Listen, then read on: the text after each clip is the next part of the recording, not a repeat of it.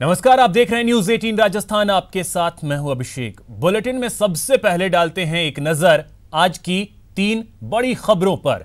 सबसे पहले बात करेंगे सबसे बड़ी सुनवाई की।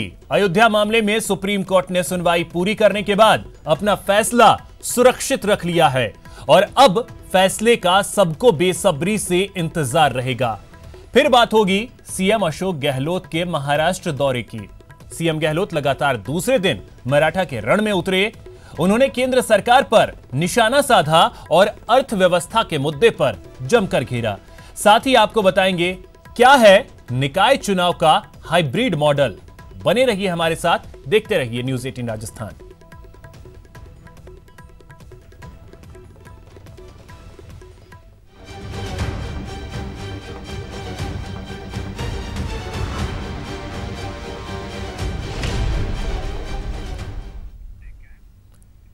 देश के दशकों पुराने राम जन्मभूमि और बाबरी मस्जिद के अयोध्या जमीन विवाद पर सुप्रीम कोर्ट में आज ऐतिहासिक बहस पूरी हो गई।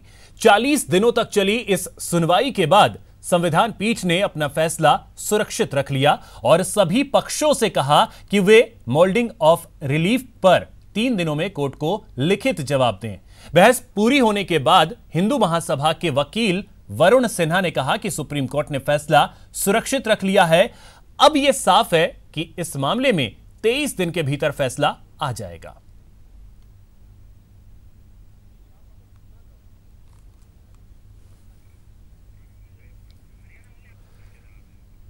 तो 40 दिनों तक इस मामले पर सुनवाई हुई और अब उम्मीद यही है कि अगले 23 दिनों में फैसला जो है वो इस मसले पर आ जाएगा। तो आज इस मसले पर बहस जो है वो पूरी हो गई, सुनवाई पूरी हो गई। सुप्रीम कोर्ट ने इस पर फैसला जो है वो आज सुरक्षित रख लिया। तो दशकों से जो मामला चला आ रहा है राम जन्मभूमि और बाबरी मस्जिद का, ये भूमि विवाद, इसको लेकर के एक लंबी बहस चली है, एक लंबी सुनवाई चली है और अब इंतजार है तो बस फैसले का, क्योंकि आज बहस पूरी हो गई है, सुनवाई पूरी हो चुकी है और सुप्रीम कोर्ट ने इस सुनवाई के बाद फैसले को सुरक्षित रखा है। अब लोगों को, पूरे देश को या कहें पूरी दुनिया को इंतजार है उस घड़ी का जब सुप्रीम कोर्ट इस मामले पर अपना फैसला सुनाएगी।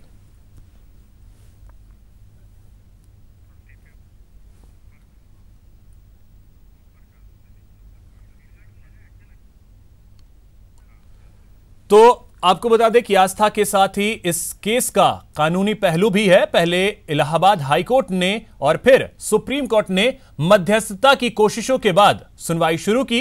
30 सितंबर 2010 को इलाहाबाद हाई कोर्ट की लखनऊ खंडपीठ ने विवादित जमीन को 3 बराबर हिस्सों में बांटने का फैसला किया, जबकि 9 मई 2011 को सुप्रीम कोर्ट ने विवादित स्थल को 3 हिस्सों में बांटने के फैसले पर रोक लगा दी। तो तारीख दर तारीख जो ये मामला चला है वो हम आपको बता रहे हैं। 29 अक्टूबर 2018 को सुप्रीम कोर्ट ने कहा कि मामले की सुनवाई के लिए जनवरी के पहले हफ्ते में उचित पीठ का गठन होगा। 8 जनवरी 2019 सुप्रीम कोर्ट ने मामले की सुनवाई के लिए मुख्य न्यायाधीश की अध्यक्षता में 5 न्यायाधीशों की संविधान पीठ का गठन किया। 8 मार्च 2019 को सुप्रीम कोर्ट ने सर्वमान्य हल निकालने के लिए जस्टिस कलीफुल्ला की अध्यक्षता में 3 सदस्यीय मध्यस्थता समिति गठित की। 2 अगस्त 2019 मध्यस्थता को लेकर बनाई गई 3 सदस्यीय पैनल से कोई नतीजा नहीं निकल सका, जिसके बाद 2 अगस्त 2019 को सुप्रीम कोर्ट ने कहा कि मध्यस्थता के जरिए अयोध्या केस नहीं सुलझाया जा सकता। सुप्रीम कोर्ट में अयोध्या भूमि विवाद पर 6 अगस्त से रोजाना सुनवाई होना तय हुआ। 6 अगस्त 2019 को अयोध्या केस में सुप्रीम कोर्ट ने प्रतिदिन सुनवाई शुरू की। 15 अक्टूबर 2019 सुप्रीम कोर्ट ने अयोध्या केस की सुनवाई 16 अक्टूबर 2019 तक पूरी करने की समय सीमा तय कर दी और आज इस मसले पर सुनवाई खत्म हो गई। आज के बाद से 23वें दिन के अंदर में कंप्लीट हो जाएगा, पट्टा चेप हो जाएगा, निर्णय आ जाएगा। अब देखिए, करना तो भगवान के है, करना तो है जज को है। फैसला सुरक्षित कर लिया है। अब सुप्रीम कोर्ट 17 नवंबर से पहले कभी भी फैसला सुना सकता है।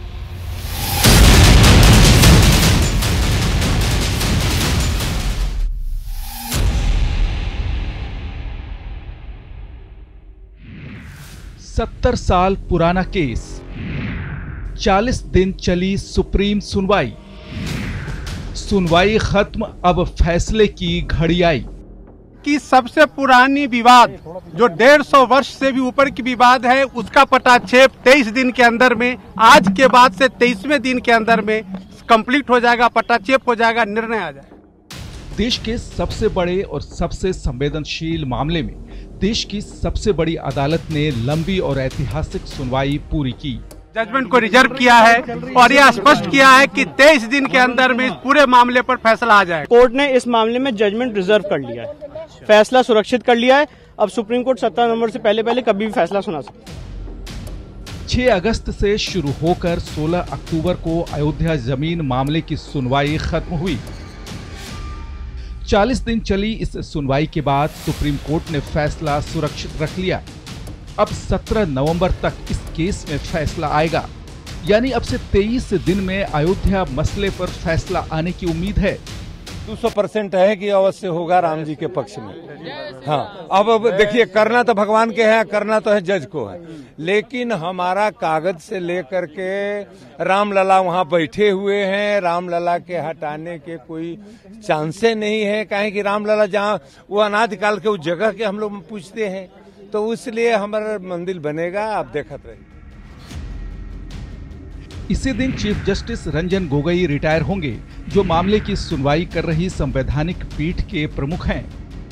इस बेंच में रंजन गोगोई के साथ ही justice S.A. Bobde, justice D.Y. Chandrachud, justice Ashok Bhushan और जस्टिस S. अब्दुल नजीर शामिल हैं।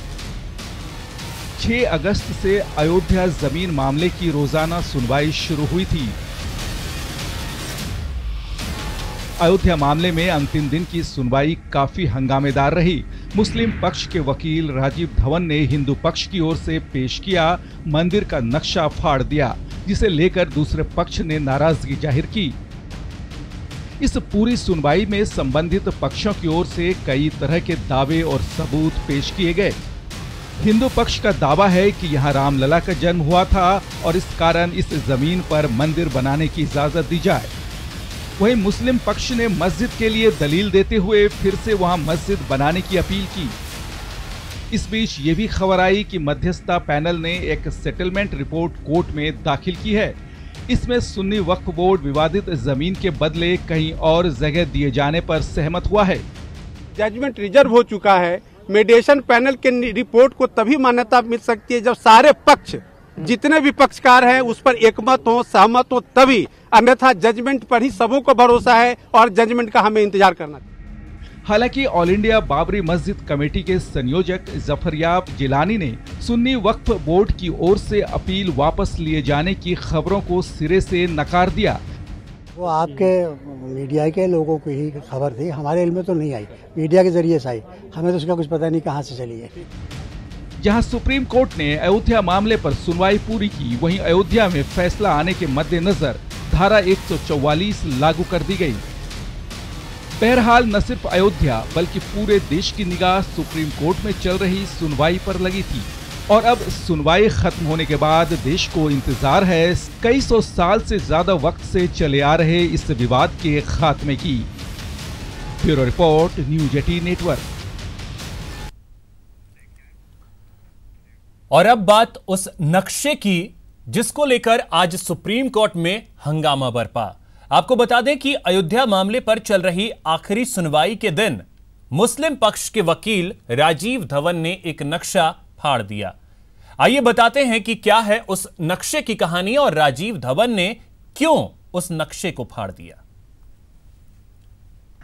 सुप्रीम कोर्ट में आज मुस्लिम पक्ष के वकील राजीव धवन के जरिए एक मैप को फाड़ा गया था, जिस पर विवाद होना शुरू हुआ। किशोर कुणाल की वो किताब थी जिसका वो पूरा मैप है। मैं आपको वो मैप दिखाना चाहूँगा, बताना चाहूँगा किस तरह से वो पूरा मैप है। इस मैप पे लिखा हुआ है कि ये exact birth place of Lord Rama, ये पूरा वो मैप है। आप समझ सकते हैं कि ये जो आपको ब्लू कलर में नज़र आ रहा है ये लोकेशन जो है लॉर्ड रामा का बर्थ प्लेस एग्जैक्ट बताया गया है। और ये चारों तरफ की जो लाइन आप देख रहे हैं ये परिक्रमा है। और इसी के साथ साथ ये जगह देखिए, ये जगह दिखाई गई है कि यहाँ पर सीता रसोई है। और राम चबूतरा की जहाँ तक बात है वो राम चबूतरा यहाँ पर है। ये पूरे स्ट्रक्चर है वो दिखाया गया है।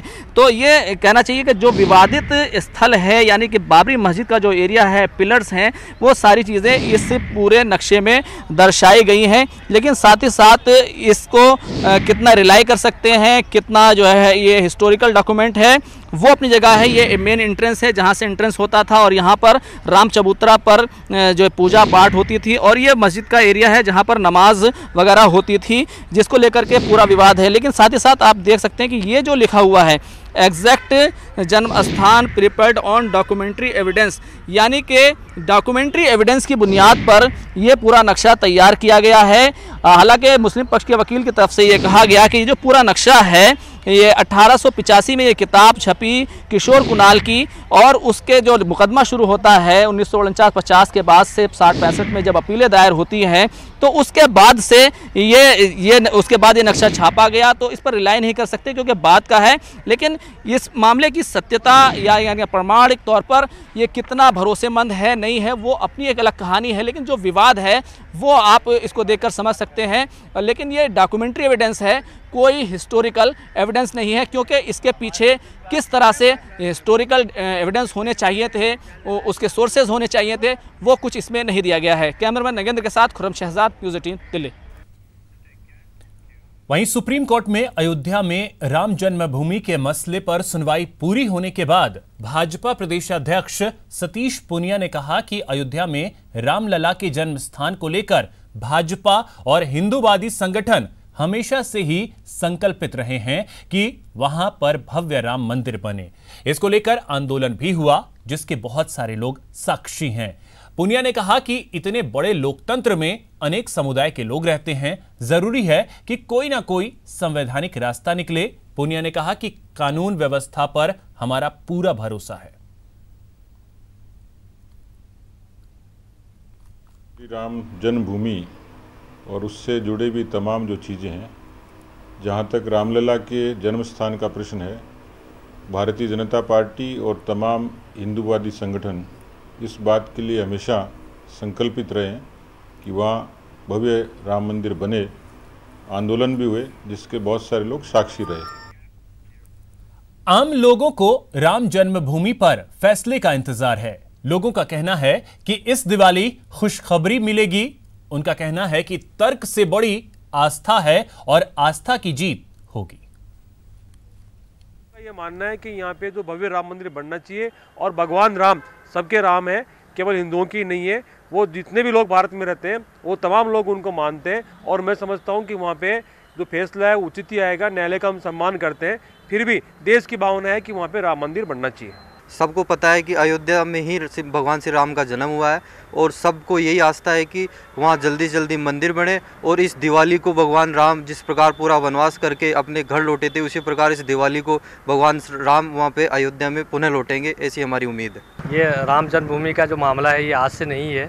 इसमें लोगों को, जो जनता है भारत के, उनको काफ़ी उम्मीदें हैं। जो ये राम मंदिर के हित में ये फैसला आनी चाहिए।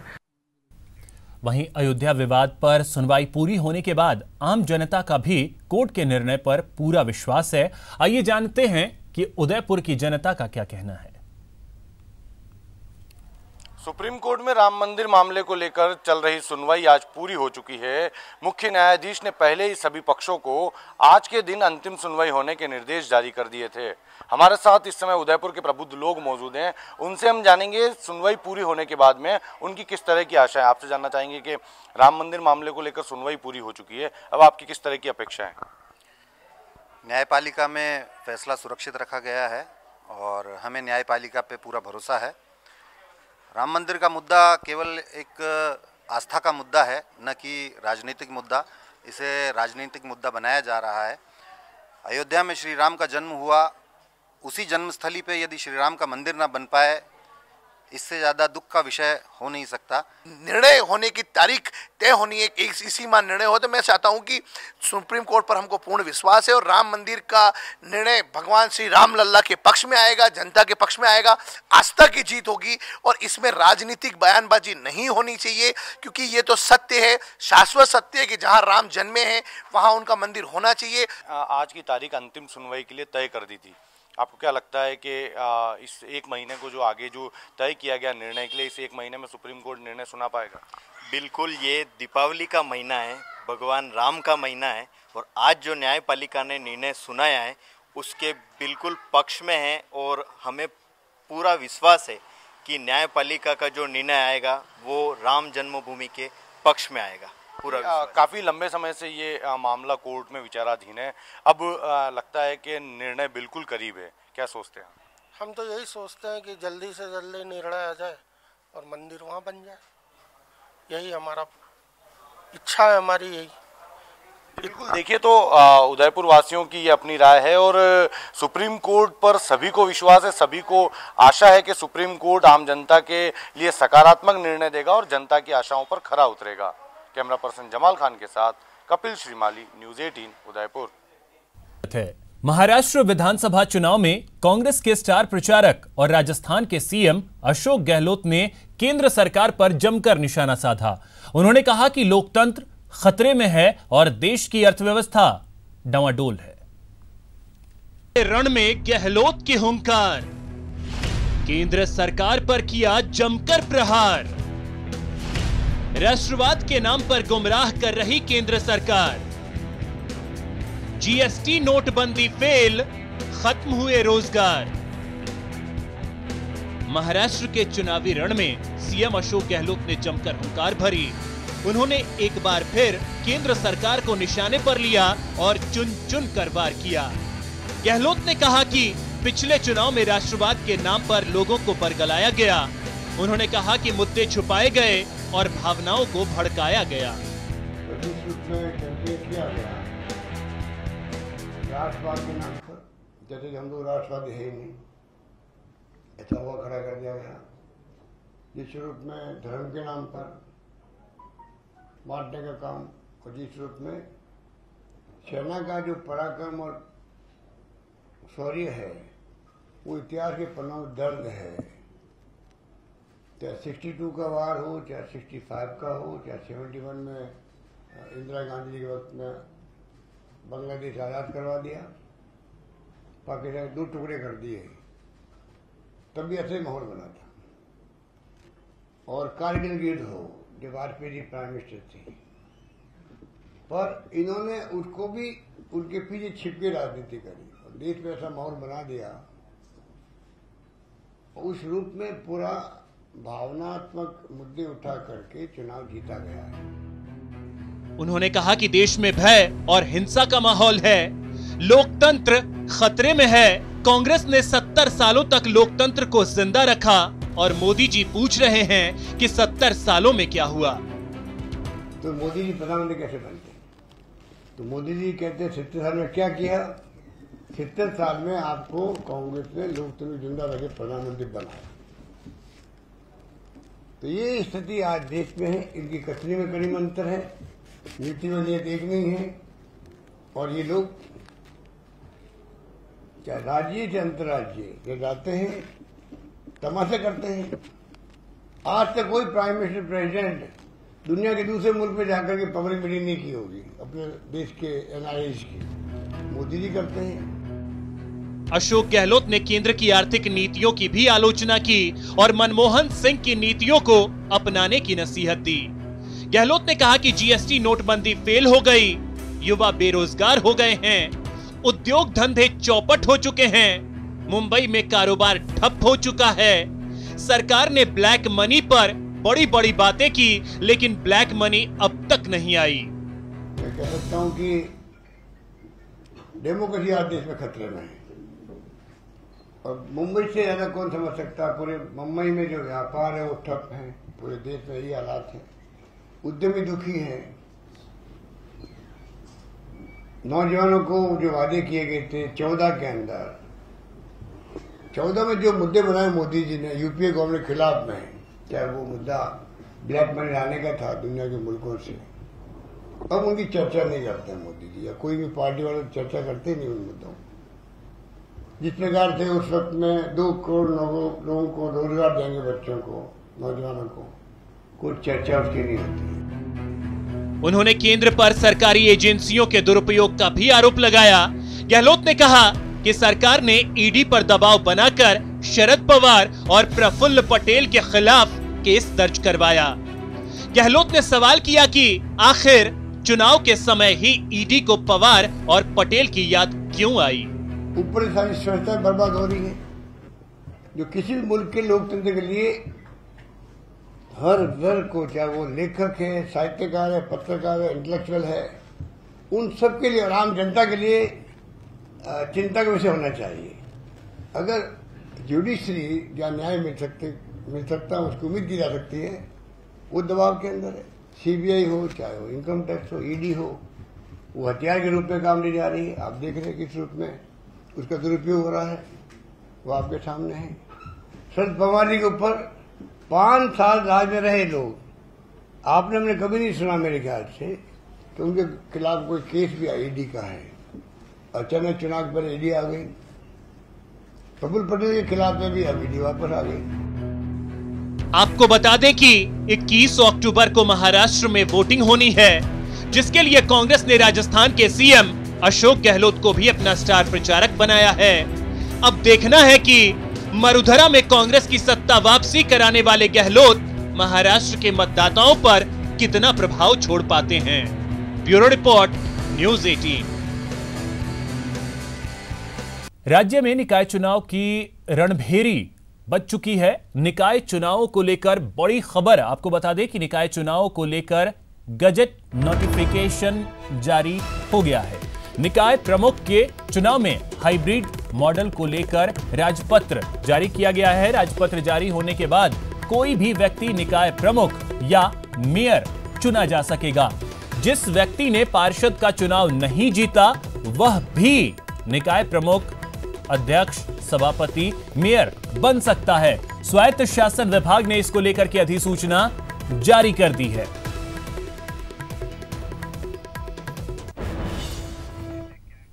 तो निकाय चुनाव का काउंटडाउन शुरू हो चुका है। कांग्रेस में पार्षद के टिकटों के लिए दावेदारी भी शुरू हो गई है। कांग्रेस में इतने दावेदारों की संख्या को देखकर लग रहा है एक अनार 100 बीमार। निकाय चुनाव की हलचल तेज, कांग्रेस में टिकट के लिए दावेदारों की भरमार। जयपुर में 3000 के करीब दावेदार, एक अनार 100 बीमार। निकाय चुनाव के लिए काउंटडाउन शुरू हो गया है। 19 अक्टूबर को निकाय प्रमुखों के आरक्षण की लॉटरी निकलेगी। ऐसे में कांग्रेस में पार्षद के टिकट के लिए दावेदारी शुरू हो गई है। कांग्रेस में पार्षद के टिकटों के लिए दावेदारों की भरमार दिख रही है। पार्षद दावेदारों की संख्या को देखकर एक अनार 100 बीमार जैसी स्थिति दिख रही है। कांग्रेस में पार्षद टिकट जिला स्तर पर ही तय होंगे। फिलहाल टिकट वितरण के मापदंड तय नहीं हैं, लेकिन टिकट के दावेदारों ने बायोडाटा देना शुरू कर दिया है। कांग्रेस के जिलाध्यक्षों के पास बड़ी संख्या में पार्षद टिकटों के दावेदारों के बायोडाटा पहुंच रहे हैं। जयपुर में टिकटों के सबसे ज्यादा दावेदार हैं। राजधानी जयपुर में 3000 के करीब पार्षद टिकटों के दावेदार हैं। जयपुर के अलावा बड़े शहरों और जिला मुख्यालयों के निकायों के लिए भी पार्षद टिकटों के लिए बहुत दावेदार हैं। जिला कांग्रेस कमेटियों को बायोडाटा प्राप्त हो रहे हैं। अभी तक कोई इसकी आधिकारिक घोषणा जारी नहीं हुई, तो चुनाव आयोग द्वारा आधिकारिक घोषणा होने के बाद हम इस पर एक जो भी कमेटियां बनाएंगे, पर्यवेक्षक लगाएंगे, वो उसके बाद कार्यक्रम तय करेंगे। अभी ऐसा कुछ नहीं है, परंतु ये जिला कांग्रेस कमेटियों के क्षेत्राधिकार का काम है, तो ये जिला लेवल पर ही ज़्यादातर इसका सारा कार्यक्रम वहाँ होगा। हाँ, जिलों में हो रही है। कोई मोटा कोई अनुमान होगा कितने सबसे ज़्यादा कहाँ पर आए? नहीं, अभी तक हमने कोई ऐसा रिकॉर्ड का प्रदेश कांग्रेस लेवल पे मंगाया नहीं है, परंतु जैसे आधिकारिक घोषणा होगी तो ये सब हम सारी डिटेल मंगा लेंगे। कांग्रेस ने फिलहाल टिकट वितरण का फॉर्मूला तो तय नहीं किया है, लेकिन इस बार पार्षद टिकटों का फैसला जिले में ही होने के आसार ज्यादा हैं। ऐसे में जिलाध्यक्ष की राय मायने रखेगी। फिलहाल तो मंत्री और नेता ये ही कह रहे हैं कि निष्ठावान वर्कर्स और जीतने लायक उम्मीदवार को मौका दिया जाएगा। परिवहन मंत्री प्रताप सिंह खाचरियावास ने कहा, कांग्रेस जीतेगी तो प्रदेश का विकास तेजी से होगा। काम तब होगा जब कड़ी से कड़ी जुड़ेगी, तो डेवलपमेंट के लिए सबको कांग्रेस पार्टी को वोट करना चाहिए। निकाय चुनाव में कांग्रेस जीतेगी तो एक विकसित राजस्थान, आधुनिक राजस्थान, खुशहाल राजस्थान, जिसमें हर व्यक्ति को अधिकार मिले, चाहे वो कर्मचारी, व्यापारी, मजदूर, किसान, विद्यार्थी कोई भी हो। और राजस्थान आगे जाना चाहिए, तब आगे जाएगा जब निकाय चुनाव हम जीतेंगे, तो सरकार और निकाय सब मिलकर डेवलपमेंट कर पाएंगे। देखिए, पार्षद के टिकट में सबसे बड़ा यही किया, जनता में जो काम करता है, जनता के बीच में रहता है, जो पॉपुलर है, जो पार्टी के प्रति समर्पित है, जनता के बीच में बहुत ज़्यादा पॉपुलर है, क्योंकि ये मैन टू मैन व्यवहार का चुनाव है। तो जो आदमी जीतने लायक है और जनता में पॉपुलर है, उसको महत्व दिया जाएगा। पार्टी का सिपाही ऐसे लोगों को चाह सकता है। निकाय चुनाव की तारीखों के ऐलान के बाद पार्षद टिकटों के लिए हलचल तेज होगी। फिलहाल कांग्रेस में पार्षद टिकटों के लिए एक अनार 100 बीमार वाली स्थिति है। बड़ी संख्या में दावेदारों की संख्या कांग्रेस के लिए चुनौती से भी कम नहीं है। जिन नेताओं को टिकट नहीं मिलेंगे, उनसे भीतरघात और बगावत का खतरा भी रहेगा। न्यूज़ 18 राजस्थान के लिए जयपुर से गोवर्धन चौधरी की रिपोर्ट। राज्यपाल कलराज मिश्र आज दोपहर अपनी पत्नी के साथ चूरू के सिद्धपीठ सालासर धाम पहुंचे। मुख्य प्रवेश द्वार पर पुजारी परिवार की ओर से महामहिम का भव्य स्वागत किया गया। मंदिर में उन्होंने सप्तनीक बालाजी महाराज के दर्शन कर पूजा अर्चना की। बाद में महामहिम को मंदिर कमेटी की ओर से बालाजी की तस्वीर भेंट की गई और शॉल उड़ाकर स्वागत किया गया। राज्यपाल कलराज मिश्र करीब 1 घंटे मंदिर परिसर में रुके। इस मौके पर मीडिया से बात करते हुए उन्होंने कहा कि वह प्रदेश व देश की खुशहाली की कामना के लिए बालाजी के दर पर आए हैं। राजस्थान राज्यपाल बनने के पश्चात पहले भी आने की इच्छा थी, लेकिन यहाँ मेला लगने के कारण भीड़ में बाकी के लोगों को कष्ट होगा, यह अनुभव करके नहीं आया था। आज यहाँ आया, सामूहिक रूप से सबके दर्शन भी हुए हैं और बालाजी का आशीर्वाद प्राप्त किया। परिवार के साथ आया हूँ, लेकिन आज विशेष रूप से जो यहाँ मैंने पूजन किया है, मैंने प्रदेश के, देश के सबका चतुर्दिक विकास हो और दुश्मन ताकतों को विनष्ट करने में सक्षम।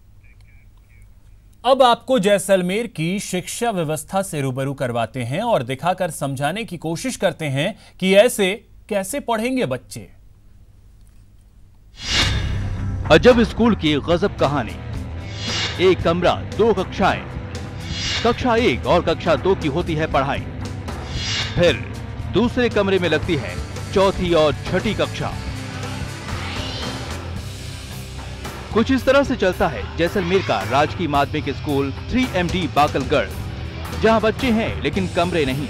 ये तस्वीर शिक्षा व्यवस्था पर कई प्रश्न चिन्ह खड़े करती है। तो आज हम आपको बताते हैं बाकलगढ़ स्कूल की शिक्षा व्यवस्था के बारे में, जिसे सुनकर आप दांतों तले उंगली दबाने लगेंगे। इस स्कूल में कमरा 1 है, लेकिन क्लास 2 चलते हैं।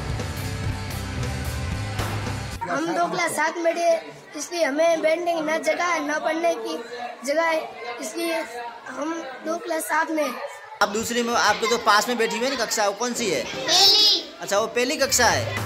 इस तरह से स्कूल में पढ़ाई होती है तो आप समझ सकते होंगे कि किस तरह से यहाँ बच्चे शिक्षा पूरी करते होंगे।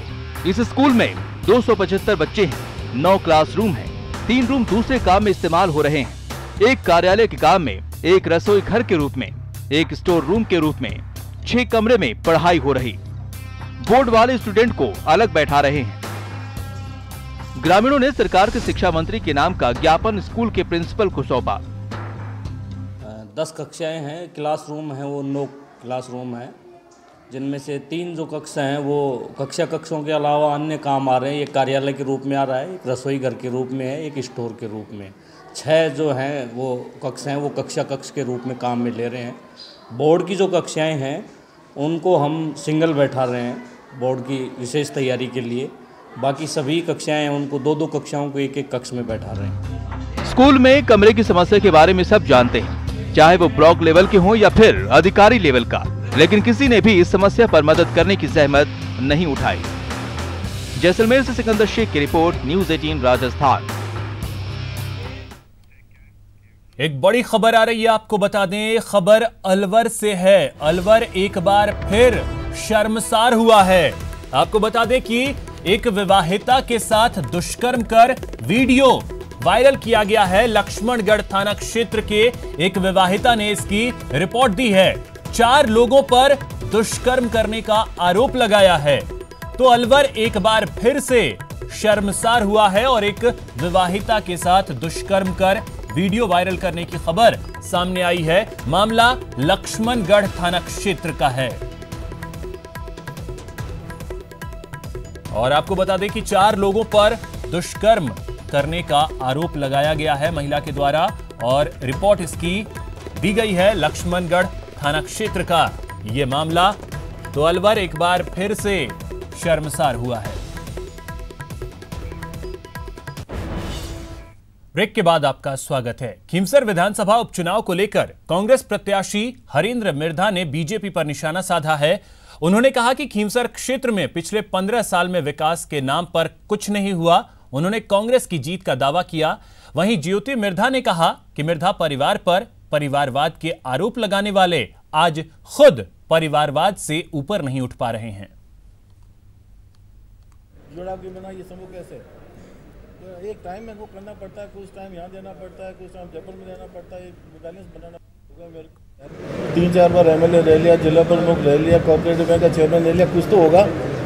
जोड़ा के बिना ये समूह कैसे तो एक टाइम में वो करना पड़ता है, कुछ टाइम यहाँ देना पड़ता है, कुछ टाइम जयपुर में देना पड़ता है, बैलेंस बनाना बहुत ज़रूरी है। और बैलेंस है, वैसे तो हमेशा सब तो कुछ नहीं रह सकते, तो थोड़ी बहुत शिकायतें तो बना नहीं रहती और है भी जरूरी। तब शिकायत आपस में चलता रहे, समाधान होता रहे। जो सरकार की स्कीम्स हैं, तो गहलोत साहब ने जो जन कल्याण योजना बनाई है, वो लाभ आम आदमी तक पहुँच रहा है। उस उद्देश्य से तो आप पूरा वातावरण देख रहे हैं कांग्रेस के पक्ष में। हनुमान बेनीवाल जी ने इसका जवाब मैं देना चाहूँगी।